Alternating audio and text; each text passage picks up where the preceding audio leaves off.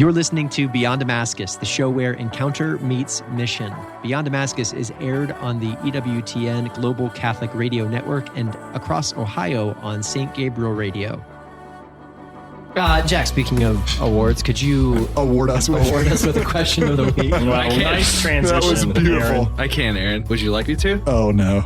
Is that the question like when you're in elementary school? Can I? I don't know. Can you? Yeah. It's like, is there? I? No, yeah. The question of the week is, how can I be a faithful Catholic while also advocating for social justice and equality? Mm-hmm.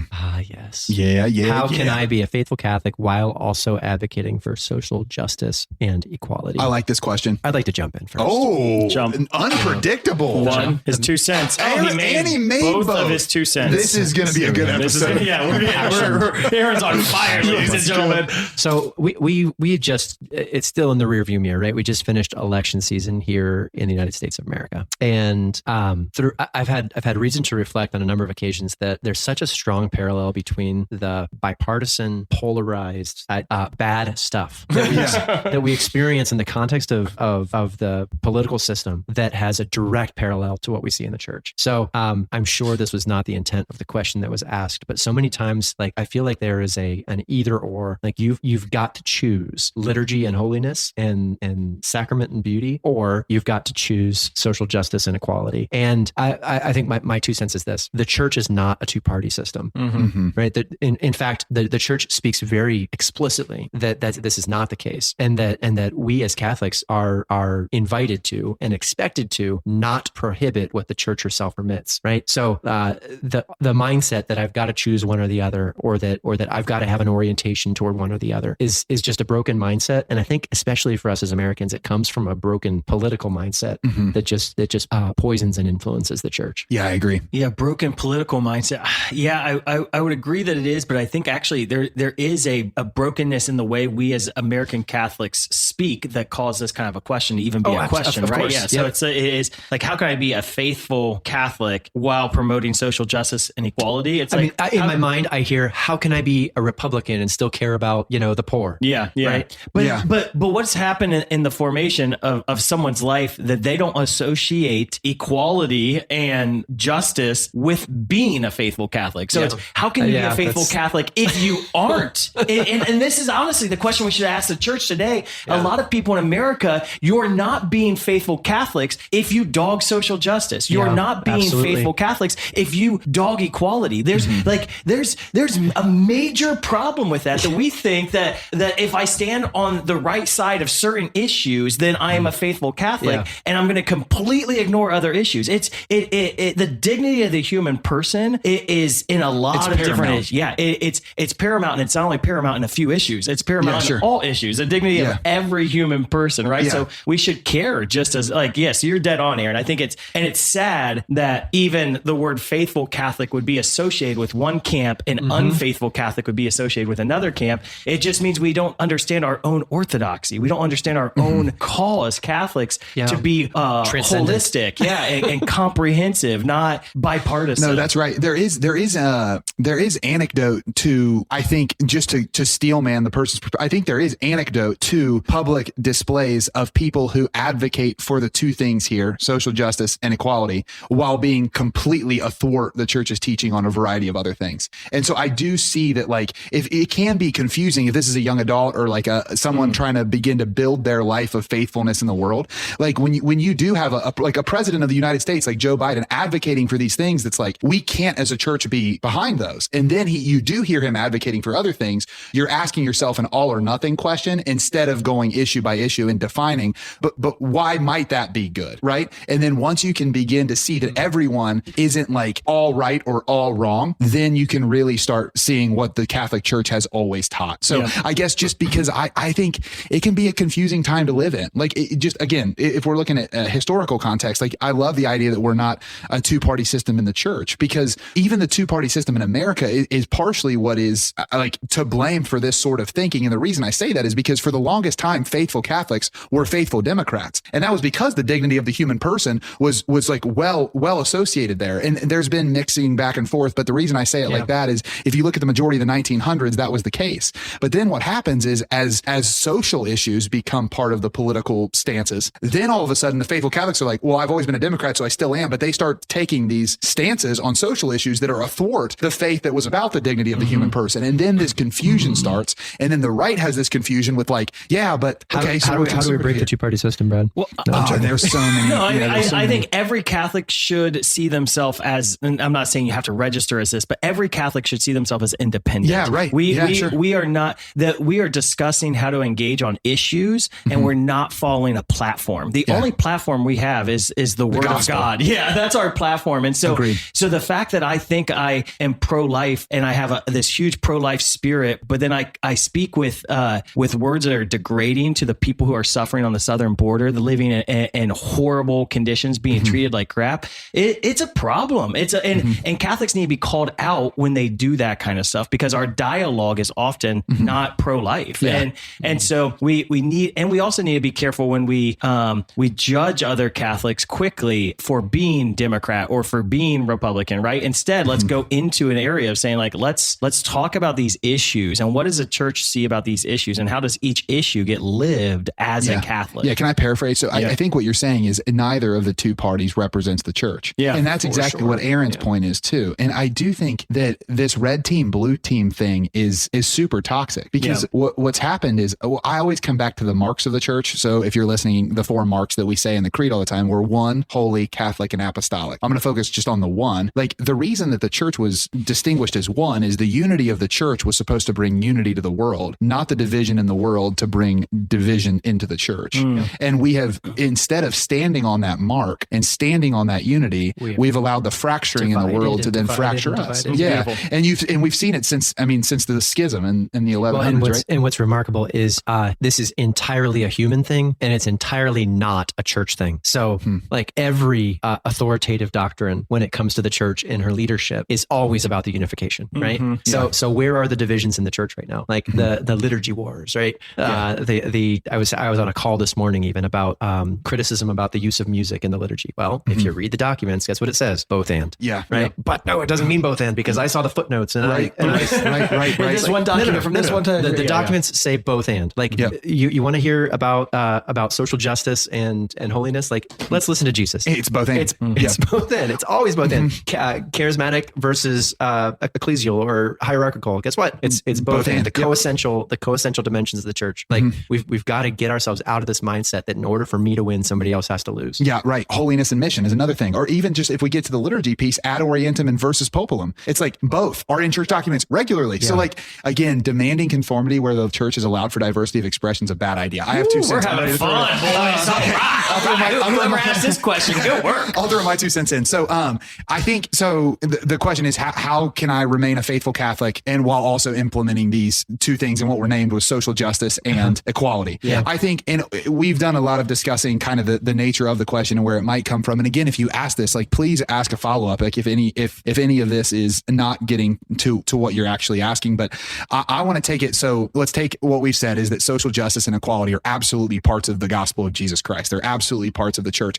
But now let's what I want to do in my 2 cents is focus in on social justice and equality. Like, what are we saying when we say those terms? Because that's usually where the disagreement's at. The disagreement actually isn't in that Catholics disagree with social justice, but when social justice is used to explain a certain something, Catholics do reject it. Or if equality is used to define a certain something, then Catholics do reject it. What happens is we're actually arguing on the semantics of it. And I think that there actually is a worthwhile discussion around the 2 terms. So when we're talking social justice, what is justice? It's giving someone what they're due, right? And as a human person, you've been made in the image and likeness of God. And so you're due respect, care, and love, right? And in a society, we live with other people of which all of those things I just said are true. And so in a social context, we are trying to give the society, meaning those people around us, what they are due. And we've already said what they're ultimately due is dignity. What does the word dignity come from? Dignitas, which means worth. Like it shows them that they are worth something. So social justice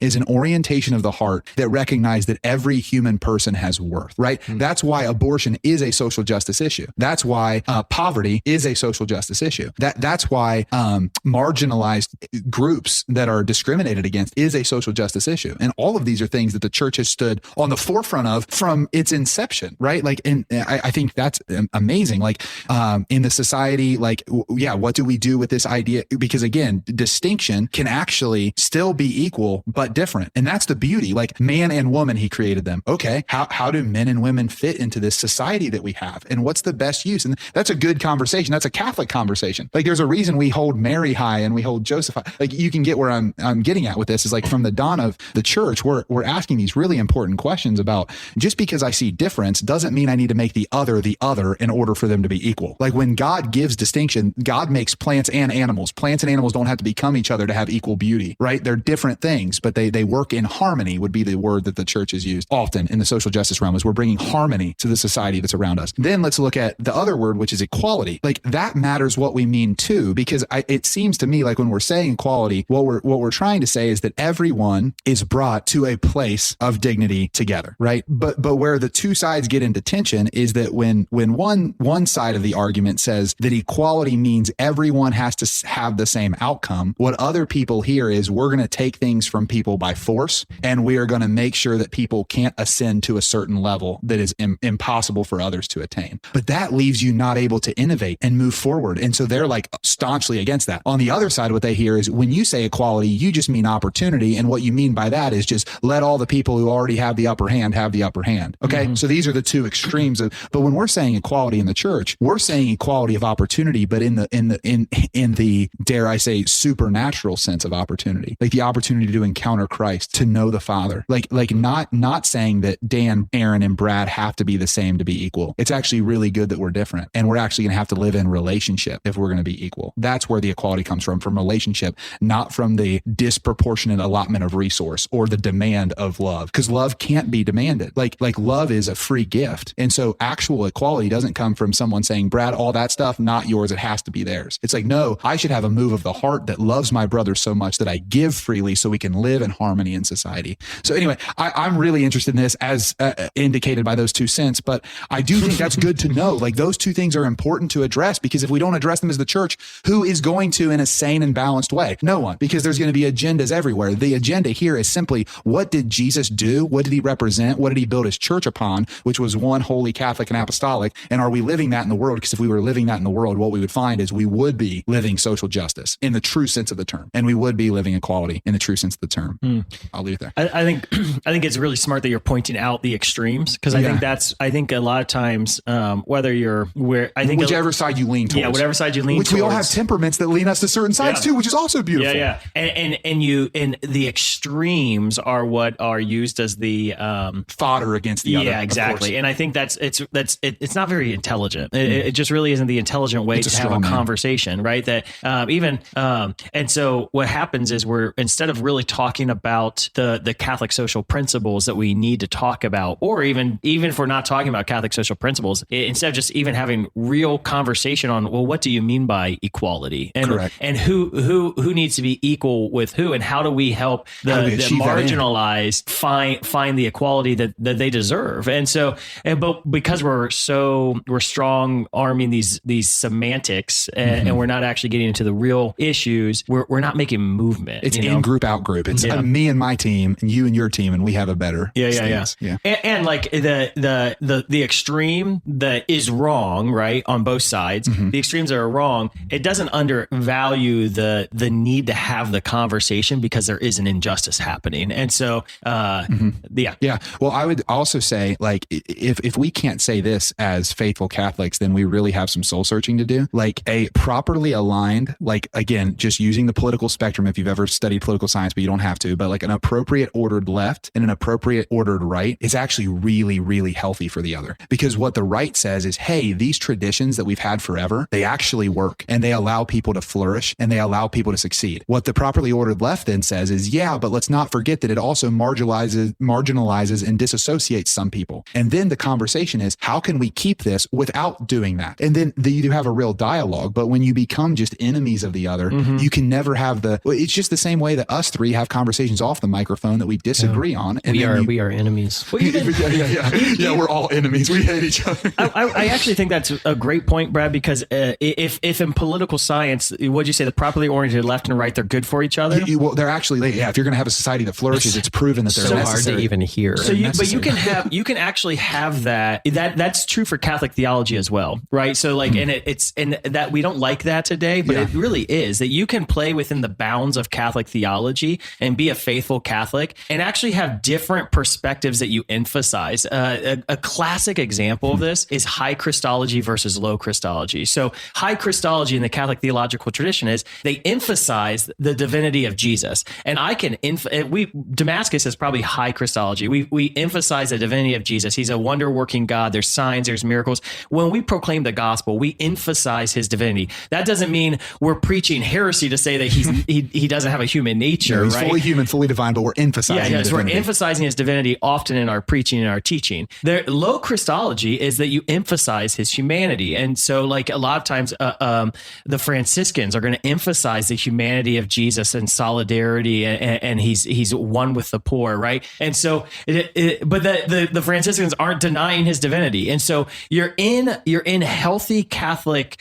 theology with an emphasis on one or the other, and you're both faithful Catholics. And so I think when it comes to social issues, the church is so valuable because they do allow there to be a spectrum of dialogue on how to handle these social issues, and in a way that there's a spectrum on how there's nuance where the church can say, yeah, that's appropriate. Yeah, that's appropriate. This is faithful Catholicism. And then there's boundaries that you're out of bounds, right? Yeah. So there's just like in Christology, you can get out of bounds in certain ways. And in some of these social Shout out issues, to you can Arius. get out of. And then we declare anathema. Anathema. Yeah. So I think that's really a valuable insight to bring to the table. Yeah. All right, should I 2 cents? Do it, Dan. Come on, Wow. dude. Yes. That is actually pretty impressive. You make that I've regularly. really been working on it. I come up here by myself. That's what I was just envisioning in my After brain. hours, no one's here. Amber's like, where's my husband? Oh, he's attempting some penny throws. For my 2 cents, I'm not really going to. I'm going to make an appeal as opposed to answer the question. I think it's probably because it's a lot of different.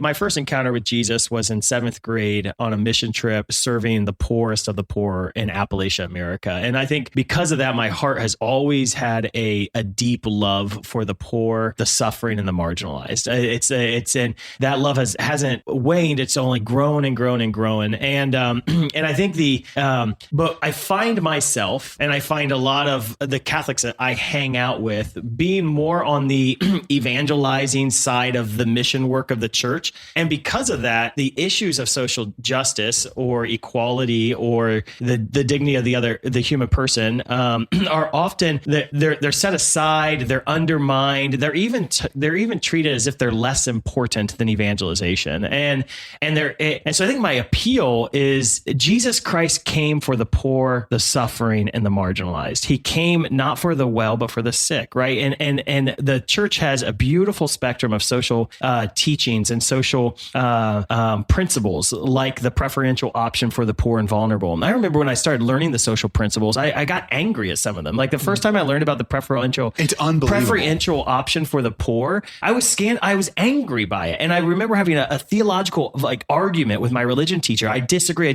Because I grew up in a very Republican home and with a very a good American dream mentality of what I work for, I deserve. Yeah, meritocratic. Right? Yeah, meritocracy. Yeah. And so but as I wrestled with it more and more, I understand why the church has a preferential option for the poor and the vulnerable. And I think that if you get offended by some of this stuff, the question is why? Like, why are you getting offended when people are fighting for the rights of women and the equality of women in our culture today? Why would that upset you? And of course, we don't want that to be the extreme, but is there something going on in your heart when you're angry at the equality of women? Or are you angry of people who aren't Catholic that are trying to live their lives like having human freedoms that are rights? And so it's like when things things get stirred up in you, before you just go after them, like really think, has the gospel shaped my heart and my mind in this area, or has it not? And I think my appeal would be, as an evangelizing ministry that does a podcast on mission and evangelization and very focused on high Christology, I think my appeal would be, this stuff is really important as well. And the church walks on two legs, both justice, or if you will, justice and charity, the leg of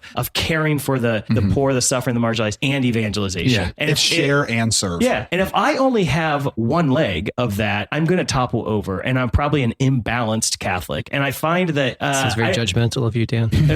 What? Yeah. But I just find that a lot of times in the dialogue with people, I feel a little bit of an imbalance, where we give a preferential option for the evangelization movements that we really like, right? And so it's how do we make sure that we're trying and we're wrestling and we're learning from the church's wisdom on the social principles. The social principles are a little trickier too, because they're principles, and so our social principles aren't really a doctrine. So the doctrine are very black and white, and I can definitely say this is moral or immoral, or I can say this is what the church teaches and not. And the social principles are more nuanced, and so it's harder to have conversations around those things, and it's harder to be formed effectively in those things. But I think we need to form our conscience just as much on that as we do on the morality of the church, that this is a realm that is important and critical. So that's my appeal. This matters, and you are a faithful Catholic if you care about these things. And if you're trying to be a faithful Catholic and you don't care about these things, start caring. I love that appeal. I think that, it's so important. Like, it's just it's important to check whatever proclivity you have. We come back to this on this show, I feel like, all the time, but everyone listening is going to have a way that you tend to bend towards. Yeah. It's just the way that we were made. Like, there's going to be people that tend more towards like encounter and expression, and there's going to be a side that is more towards intellect. Always, there's just always going to be that. There's always going to be a side, like in all stratas of human existence, there's always going to be a side that's more towards like, hey, let's give people room to like manifest the destiny that they're working hard to do, right? Like, let's give people freedom to ascend, but also let's help people who aren't able to ascend in the same way, find commonality with them. And there's a reason for both arguments. And I think that what I have grown immensely in, and I think as a large product of being in relationship with you two, is like constantly checking my presupposition, not because of me being wrong all the time, but because there is a lot of times an alternative perspective that is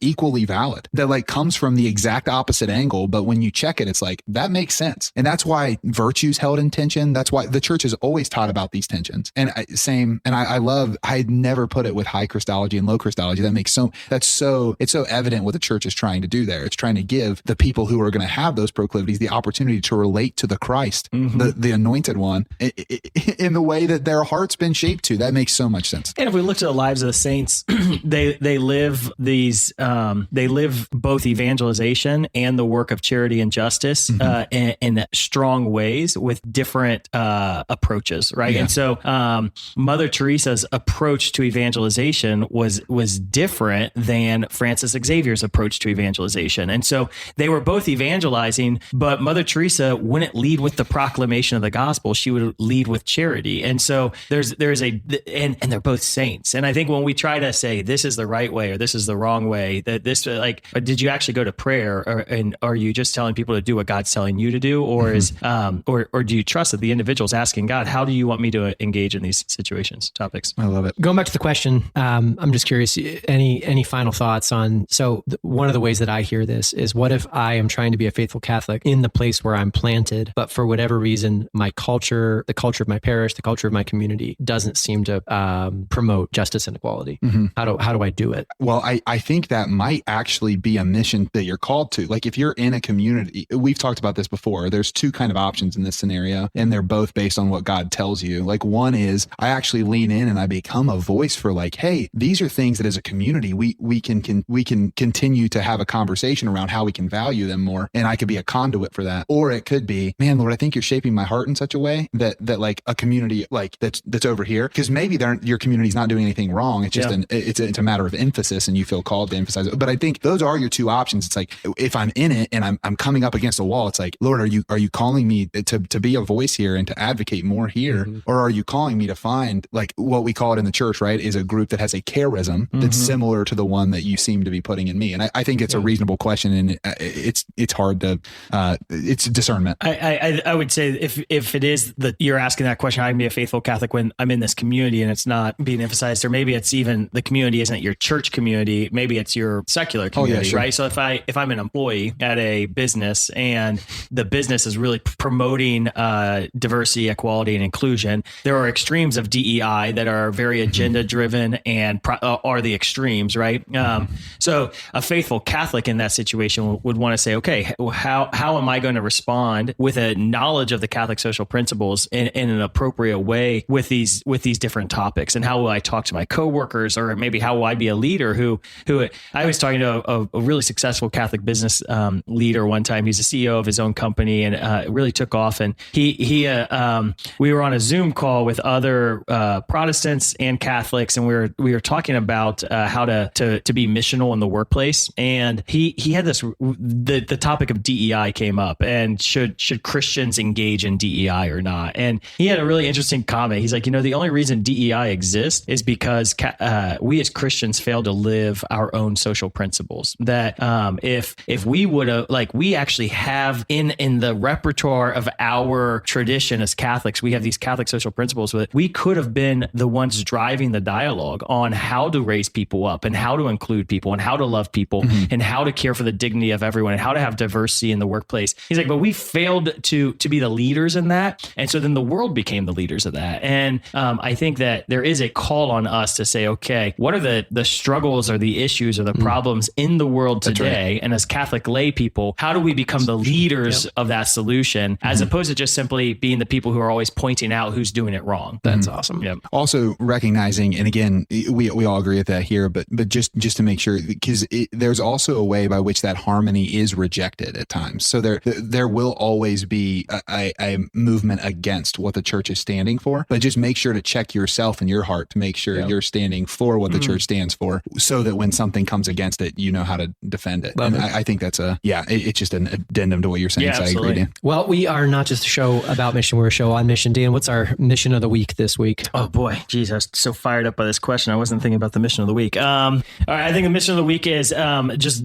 there's probably someone in your workplace that you can think of that you're on a different angle on these topics, or maybe someone in the family, and have a conversation that is actually trying to hear their perspective on a deep level. The testimony of this is I've always been pretty skeptical of DEI, even though I'm I've shared about it a little bit. I'm kind of like skeptical. Okay, what's the agenda here? Behind it? And I was I met someone who was a DEI director for a really large bank, and the person wasn't Catholic. They weren't even Christian. And we had like an hour-long conversation about what types of programs she was implementing for her people and what the motivation was. And it was neat because when I actually talked to someone who this was not only their passion but their job, my skepticism kind of went down because I was able to hear their perspective, and I realized, oh wow, at least this business was doing this really well. And I think sometimes we can just assume that everyone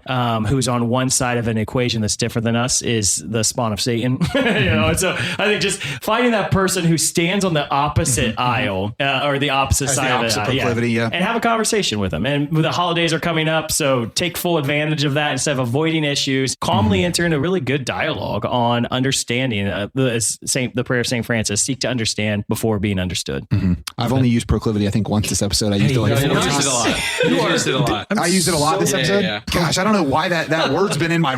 That was like 5 episodes ago. It doesn't Jack, matter. in the show notes, can you put down the exact number of times? But there's a bot Brad for that. said Yeah, proclivity. get some of that, Jack. Go ahead and do some more work now that you've called me. Anyway, hey, I'm really grateful that you joined us again this week. Thank you for joining us for Beyond Damascus. This is the show where encounter meets mission. We love hanging out and talking about your questions. So please share any additional questions that you may have. Engage with us in the comments. Email us at beyond@damascus.net. And if you found this show to be upbuilding or challenging, go ahead and like and subscribe or share it with someone who you think it might be valuable to. We're grateful again for you joining us this week. And remember, as always, friends, Mission makes sense. Have a great week. We'll see you next time. God bless. Get it? You're listening to Beyond Damascus, the show where encounter meets Mission. Beyond Damascus is aired on the EWTN Global Catholic Radio Network and across Ohio on St. Gabriel Radio. You can listen to the whole version of today's episode on www.ewtn.com/radio/podcasts, or check us out on YouTube or your favorite podcast app. We will be right back after a short commercial break. The beauty of Take Two is I think it organically unfolds. We try and weave the faith into every program. We have some topics, people say, how are you going to bring the faith into this? And we say, you just watch. The Holy Spirit will do it. It's beautiful because life happens and faith is a part of every area of our lives, at least it should be. Join us as we listen, learn, and grow together. On Take Two with Jerry And Debbie. and you. Weekdays at noon Eastern on EWTN Radio.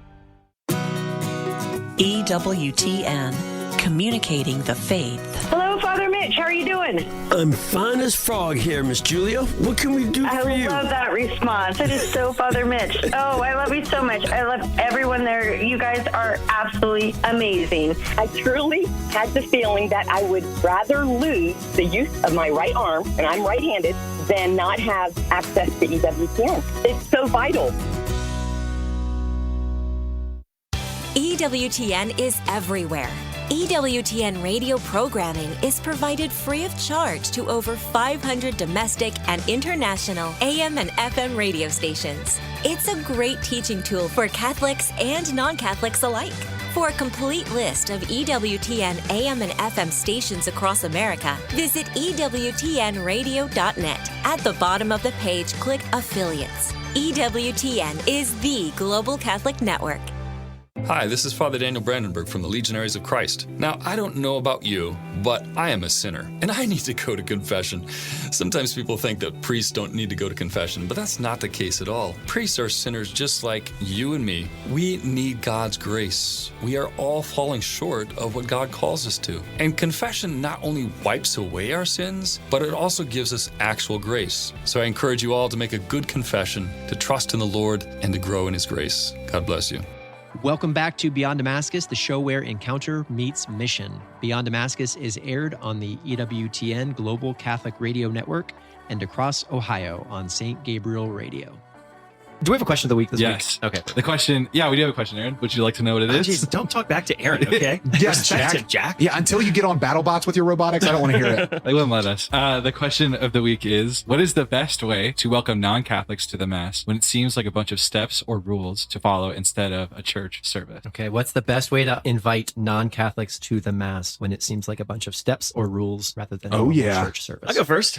Oh, wow. Damn. That was great. Yeah. That went way across the That studio. other penny might be gone forever. All right, my 2 cents would be, I think often we as Catholics falsely assume people are going to hate the Mass. And so I think we're very hesitant to invite non-Catholics to Mass because we think it's not going to be a desirable experience for them. And I would challenge that, especially in this modern context, right? That I think the back of our mind is like, oh, the Protestants, it's so easy because they have these church services with great music and good preaching and lights and sound and hospitality, and the Mass is just like, And I think there are definitely parishes where the Mass is unattractive, right? Because of the music or the hospitality or the homilies. Yeah. And so we want to make the Sunday experience better. But I think, honestly, as we get into, I think there's a hunger now in American Christianity, if you will, for a deeper experience in their relationship with God. That enough people in their relationship with God have had kind of the hoopla experience. And so there's a lot of people who are like, how can I have more? Like, what's the next step? And so I think if you asking people kind of what are you looking for in your relationship with God? And so treat an invitation not as just an invitation to get someone there, but as a pastoral relationship, right? What are you looking for in your relationship with God? Or what are you looking for in a church community? And listen to them, right? And then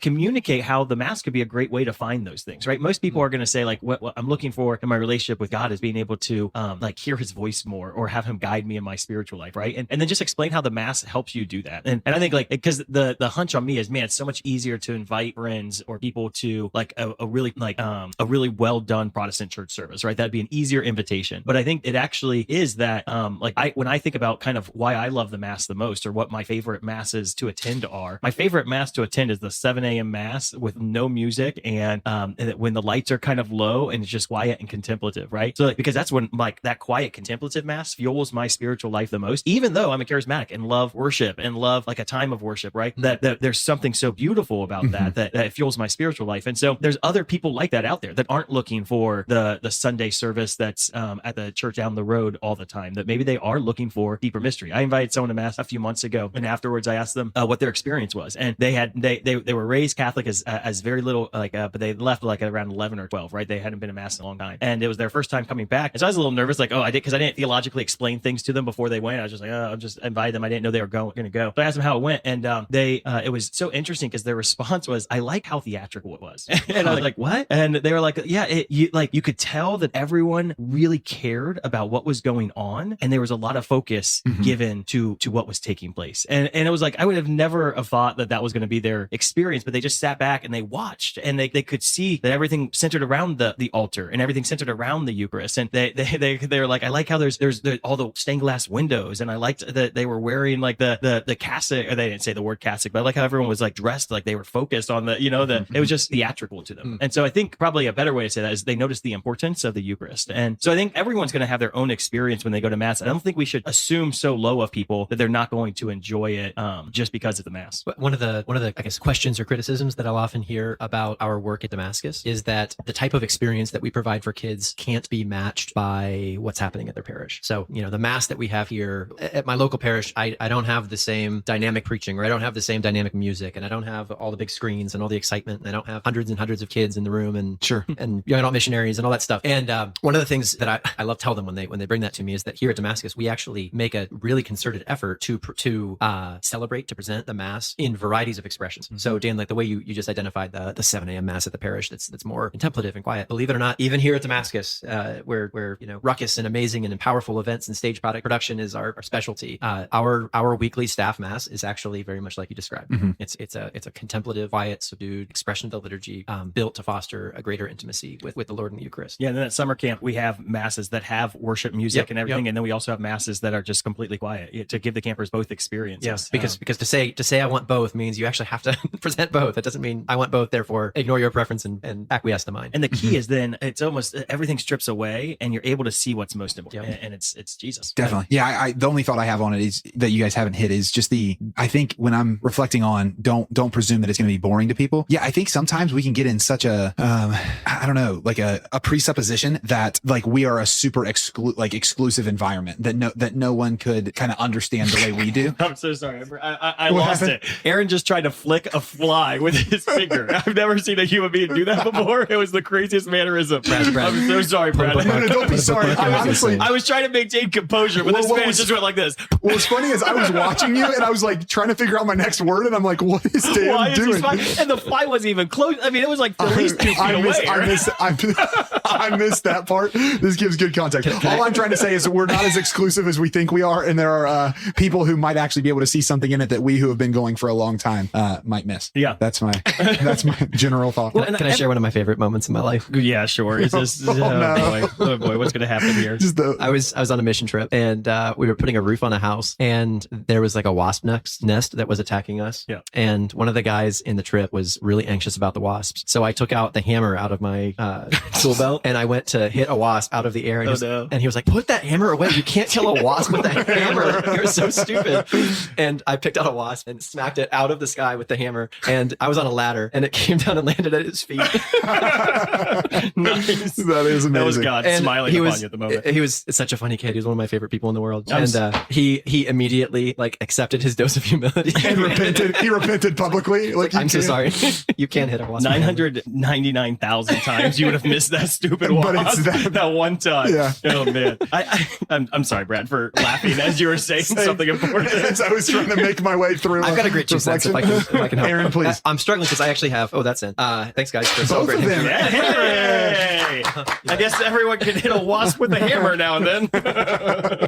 Okay, I'm debating between two, but I think I'm going to lock into the first. So do it. Dan, similar to what you were saying about how we underestimate what experience someone might have with the Mass. The Mass is deeply scriptural, and I think oftentimes we as Catholics may actually even miss the deep symbolism and particularly scriptural symbolism that exists in this kind of routine, quote unquote activity that we engage in every week. So I'll recommend a book real quick. It's a friend of our ministry, Scott Hahn, wrote a book called The Lamb's Supper. And it struck, he gave a talk by that same title probably, 15 years ago. And it just absolutely struck me as he walked through the expression of the Mass and how the Mass is actually a perfect fulfillment of almost like a recipe of what's prescribed in the book of Revelation, as John describes his revelation of heaven and how it is that the eschatology, like the end of time, will be invited into that experience of relationship with the Lord. And the premise that he has is that like this was a reality that the early church knew so closely it was impossible to ignore, and that when we see John's vision of heaven, that we are actually invited into a now expression of that invitation to heaven. That the Mass, unlike any other prayer that we can pray, actually invites us into the fullest expression of what the wedding feast of the Lamb is like, of what the kingdom of heaven will be like. And yet it's shrouded in symbolism and in human expression, but it's a deeply mystical experience, and it's a deeply scriptural experience. And I don't want to paint with too wide a brush, but oftentimes you've probably heard that there's a sort of an assumption that Protestants know their scripture a little better than Catholics do. And I've not experienced myself, but I've heard amazing testimony of like a Protestant who will come to Mass for the first time, who will say, I had no idea that the Catholics believe in scripture. Like the Mass is filled with scripture. Mm-hmm. Every response that we pray is a scriptural response. We don't just focus around one Bible reading, we focus around 4 on a typical Sunday. And that's ignoring the fact that all of the antiphons and all of the interjectory prayers they come from a scriptural foundation. So the Mass has tremendous appeal, both from that place of a beautiful and symbolic and mystical understanding, and also from a deeply scriptural understanding as well. Yeah, I think being able to frame that is so important, because there is something about the legitimacy that comes from being able to frame that out for someone. So like if there's someone that you've been like having conversation with and you're thinking about bringing them to the Mass, it's not a bad idea to start actually with like, have you ever read scripture before? Here's like and going to a couple things, because I'm even thinking about the different ways that it's foreshadowed in the Gospels and obviously Revelation, but just those different ways that you can say, hey, what it's saying here, you're going to be able to see that like when we go there. So just keep an eye for this and this. In the context of relationship, if you have a relationship with someone that's close to you and know this is important to you and are like, hey, I'd love to experience something that's important to you, I think it's awesome. Can I make just another quick point is we've talked about sort of this balance and relationship between a more traditional expression of liturgy and maybe a more modern modern expression of liturgy, right? And I would love to just celebrate and to acknowledge that most individuals who with their whole heart are attracted to a more traditional expression of liturgy, it's actually to that sense of mystery and to that sense of like this presentation of this beautiful deep scriptural reality that attraction stems from. So I forget how the question was phrased, but it was something along instead of a church service. And I would argue that when we fall into the temptation as a church of trying to kind of water down or make more presentable the Mass, and I'm not talking about accessible and beautiful, right? We try to do that at Damascus, that we do implement modern music, but in a way that is beautiful and faithful to the heart of the church, right? But when we present the Mass in a way, or when we try to water down the Mass so that it might become more normal, I think we can tend to actually lose that thing that is actually at its core the most important. Completely. Not only the most important, something that sets us apart. Yeah. Right? So modern man is looking. Many people want the mist. Many people want the. I think that the Lamb's Supper really changed my whole outlook of the Mass as well. So, way to go, Scott. We love you. Yeah. But I think that like learning all the parts of the Mass and then walking through a person on the parts of the Mass. I mean, it's so funny, but the penitential rite like blew my mind. That it's so beautiful that we start this liturgy like asking for forgiveness of sins and receiving forgiveness of sins, and then the offertory. It's so beautiful that I get to offer my life as a living sacrifice to the Lord as we carry the bread and wine down, the work of our hands down to the altar, and then the work of our hands is transformed into Jesus's body, blood, soul, and divinity. Like there's so much beautiful theology that I think we almost kind of undermine our Protestant brothers and sisters if we don't want to show them the Mass, like as if they're like not theologically wise enough to understand the beauty of it, right? And I think even inviting, as you were sharing, Aaron, I was just thinking like inviting a Protestant brother and sister or inviting a non-Christian to Mass, not as a agenda just to get them to become Catholic, but as a means for Christian fellowship, right? That there's something about like, I want to show you liturgy, and then a willingness to go to their service as well to see what they do. Not that I'm going to skip Mass on Sunday and go to the church down the road, but to make a priority to, I'm going to go to Mass and I'm going to go to church. Why? Because it's Christian fellowship, no matter what is good, right? And so if I show an interest in what they're doing and what they're experiencing, they're going to show an interest in what I'm doing and what I'm experiencing. And then either way, we're both going to be better because of it. So if it's a coworker, and you're like, man, I really wish I had more like Christian fellowship at work. This is how you can build that Christian fellowship at work, right? Totally. Like actually invest in each other's spiritual lives, and then that's going to create a brotherhood or a sisterhood that you now have in the workplace that you didn't have before.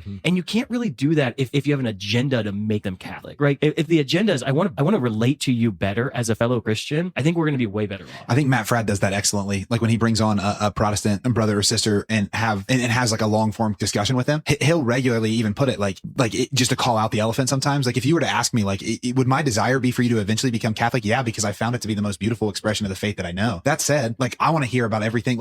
You're able to be honest and be like relational at the same time. Like you don't have to forfeit the ability to honor them and support them and understand that they're bringing a different lens that will help your spiritual life.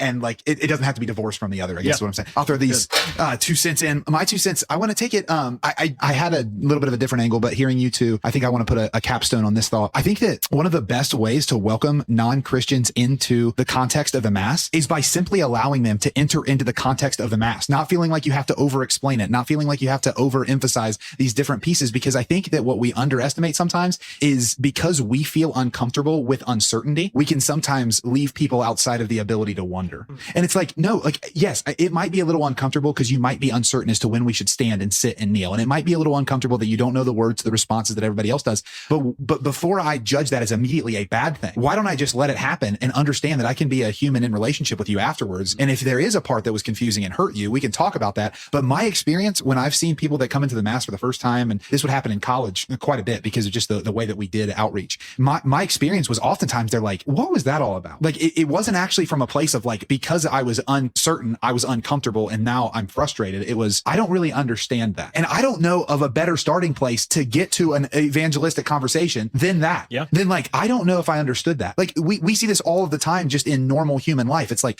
maybe God forbid, but we lose someone close to us. It's like, I don't understand that. Right. That's a first question. Or let's get it on the other side is like, man, there was a real breakthrough there and something amazing happened. And I don't really understand that. Right. Or like, man, I came out of that car accident unscathed and I don't really understand that. Or you can go into like so many scenarios, but the Mass has that power, maybe in probably from a theological perspective, definitely in a way that nothing else does, because there are parts of it that are like, that is so outside of my ability to grasp it that I'd like to ask a question about it, or I'd like to be inquisitive towards it, or I'm intrigued by it. And so I think that we can often and this is speaking to probably the person asking this question, a lot of the people that listen to this podcast regularly, you're usually looking through a missional lens, and you're probably usually thinking to yourself, like, how do I make sure to make a conversion most convenient for the person? But I think sometimes because we ask that question, instead of how can I just be faithful and how can I be in relationship, because we ask the first question and not the second, we'll hesitate to bring people into uncomfortable circumstances and situations when maybe that's exactly what they need in order to take the next step that they're called to take. So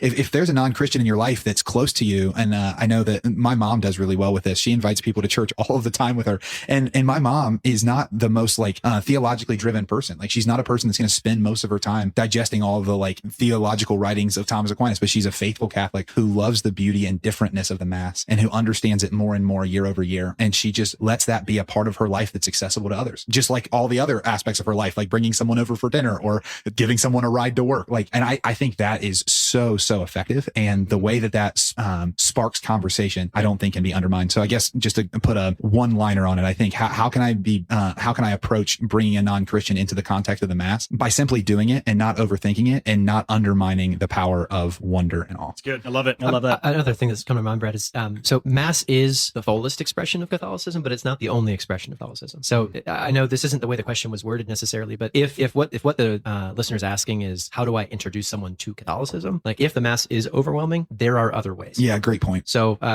we run an event here at Damascus called the Outpouring, and one of our staff members made a comment at the Outpouring. It's like you realize this is just essentially a really great Protestant service, yeah, right? Service, yeah. Mm-hmm. And it's like, yeah, well, I mean, like it's not copyrighted. We gather for music and for prayer and for preaching, and like we want to build up the body of Christ. Yeah. So something like that, or a scripture study, or a small group, like can be a great way to continue to introduce that positive experience with Catholicism, in addition to what we're discussing. Yeah, there's other evangelistic tools that we have. Well, also the idea. So this I'm not going to get too much on a soapbox, but it does frustrate me sometimes when that question of like things like the Outpouring. Let's even take it out of a personal context. But when that's questioned, it's like no. Like anything to get someone to like hear truth and start wrestling is a good thing. Like what are we talking about? Like don't allow what in our minds we know to be perfect become the enemy of the good that allows them the next step on their journey to, well, you mentioned the eschaton earlier, but the perfection that we'll experience one day. Like I do think that sometimes we can put the cart before the horse and not ask ourselves, like, how can we give as many opportunities for a positive engagement with Catholicism as humanly possible? Yeah. And there's going to be different ways to do that for everybody. Some people are going to benefit from going to the daily Mass with Dan, and that's amazing. Some people are going to benefit from having an invite to come to something like the Outpouring. Some are going to have a benefit of entering an Advent Bible study with you. But I think the liturgy, when you're familiar with other church experiences like the outpouring where you have preaching and worship and prayer ministry, like when you have experiences like that, and then you're introduced for the first time ever to the liturgy, you realize, well, this is a different kind of prayer. Because when I go to other services, I'm usually the customer, right? And like you feel that way. The preacher is speaking to me. The preacher is motivating me to have an encounter with Jesus, right? It's almost, but then when you enter into liturgical experiences, whether that's the Mass or adoration, which is a liturgical experience, all of a sudden I'm no longer the main character. He is. And I think there's something really interesting about that, where all the prayer is directed towards, there's something going this direction forward, as opposed to something coming to me. And someone who's familiar with Christian prayer services, when they all of a sudden get in front of a liturgical experience, they're like, oh, this is different. And then that's when the wonder comes, like, well, why did you do that? Why'd you do that? So often inviting people who are engaged in different Christian services is going to be a cool, stark reality, because it's going to spark some questions in them just naturally. That's actually brilliant. Yeah, it actually gives the context for the differentness. Yeah. Like it gives the thing that you're comparing what you're experiencing in the Mass to. I think that's actually brilliant. Yeah, obviously. And that's why it's not bad to go to a church service that's non-Catholic and get fed by it and built up by it, because it's meant to feed you. And it's a different kind of prayer. Exactly. It's a different kind of experience. And so you don't have to feel guilty doing that. It's good for your spiritual life, then do it, right? Yeah. But the liturgical prayer, and like the church only asks that we do that for 1 hour of each week, right? Like it's a particular kind of prayer. And so we can fill our lives with other things, because sometimes people leave the Catholic Church because they want these other experiences, right? And it's like, no, you should have those other experiences. Those are healthy things. Not saying that you should like bounce. I'm not like encouraging everyone just go find Protestant churches to go to, but those aren't bad. And we've got to, as Catholics, we have to stop acting like that's bad, and that we're gonna that we're gonna like somehow like fall prey to Satan by going to a Protestant church service, right? No, they're meant to edify you and build your spiritual life up. Do you need to be theologically discerning? Maybe, right? But I feel like most common lay people aren't like getting led theologically hardcore astray, but stay grounded in your weekly experience of the liturgy as well. Yeah, I love that. The liturgy, the Mass is the same everywhere. It's universal, right? The Mass that happens in the beautiful cathedrals of Rome is the same Mass that's presented in my local parish. It's unbelievable. Whether I like the organist or not, right? And one final thought on this topic is if truly you're going after, like, I want to experience for myself, or I want to invite somebody into an experience that is truly celebrates mystery, don't be ashamed of maybe seeking out like a particular Mass. I think of even here in the Diocese of Columbus, some of the Masses around the Triduum that are celebrated at our cathedral are just they completely blow me out of the water every time I attend, because the choir is so beautifully practiced, and everything flows in such a way that's been rehearsed, and orchestrated for the purpose of bringing honor and glory to God. Like I also don't want to encourage shopping around. Like going to your local parish is a great way to engage consistently in the Mass, but it's also good to have a variety of different experiences. And even in that, the Tenebrae is what I think of often, and it's like I think that's fascinating that the non-Christian that came with you, Dan, mentioned the theatrics of it. Like there is a theatric to the liturgical like expressions that we have, and there always has been. Like go to the traditional Latin Mass, and I mean, like it's like a play in motion, right? Like and it's meant to be that, because there is there's a sensory component to it, obviously, or we wouldn't have incense filling the entire space. Like obviously it's unto this kind of like experiential being that we've been made to be. And so I think don't underestimate how powerfully the Mass can bring that alive. But also to your point, Aaron, like it's actually okay to have other contexts to welcome people into if that's not the right one for them at that time. Wow, what a great discussion today. Right. Do you have a mission of the week for us? I do, actually. So I'm excited about this. So I want to encourage us to get outside of ourselves. I'm not going to just give the mission of the week for you to go bring someone to Mass with you. Come on, that's what because that would have been the most like on the nose. Nervous. That would have been the on the nose one. I think what I do want to emphasize though is we all have contexts that we're living our day-to-day life in. So we're at work, or we have people coming over to our house for a variety of reasons. In whatever context you find yourself in most often, or maybe where you find this opportunity, just make a note for yourself. Like I want you to share the Catholic faith of yours with someone in your life you haven't shared it with before. So if it's a coworker and they've made a comment about your crucifix on your desk, and you've never actually expressed to them that like, yeah, actually, what's your faith like tradition like? Because I was born and raised Catholic, and that's the reason I keep this there. Or if like someone comes over and you have some kind of seasonal decoration, if you have an Advent wreath, or if you have something else, like actually taking the time to, if someone notices something like that, or you find an opportunity, really just presenting like, yeah, I am Catholic and I love it. Ownership. Yeah, exactly. Ownership instead of just renting. Because I think a lot of times we can do all of the cool things, like wear the crucifix, have the Catholic radio bumper sticker, but never actually tell someone that like, I am proud that this is what I have. And I think that could get us along the line, and maybe someone that's listening will welcome someone to Mass from that. Yeah. I love the Mass. This has been a fun conversation. I don't think we talk about the Mass often enough. Yeah. Well, it's a show about mission, and so the Mass is super mission oriented. Yes, so. which we also miss all the time, but that's for a different day. I do love the Mass, and I do love mission. Brad, you made mention the word Mass actually comes from the word mission. That mission mission and the Mass are one expression in the same. We can't have a relationship with the Lord outside of a relationship with mission. So thank you for joining us for Beyond Damascus. This is, of course, the show where encounter meets mission. And I hope that this show was edifying for you, that this little 30-minute conversation of the Mass is getting you pumped and excited. If so, please like and subscribe to this show. It helps us to spread further faster. And if you feel like today's conversation may be meaningful for someone in your life, maybe even that non-Catholic friend of yours who you might want to just put a little bug in their ear and say, hey, what do you think about this? Would you be interested in attending with me? I hope that it bears great fruit. If you have additional questions, post them in the comments or email or text them to Jack, because he gives out his cell phone number. Are we going to dox Jack? Please don't. That would be terrible. We have a second mission of the week this week to try to kill a insect with a hammer. Yeah, I like that. Yeah, Jack, be aware of your if you accomplish that, send that video to Jack as well. Yeah. We're grateful that you joined us here this week. And remember, as always, friends, mission makes sense. Get it? God bless. Have a great week. Friends, thanks for listening to Beyond Damascus, the show where encounter meets mission. You can listen to the whole version of today's show by searching for Beyond Damascus on YouTube or your favorite podcast app.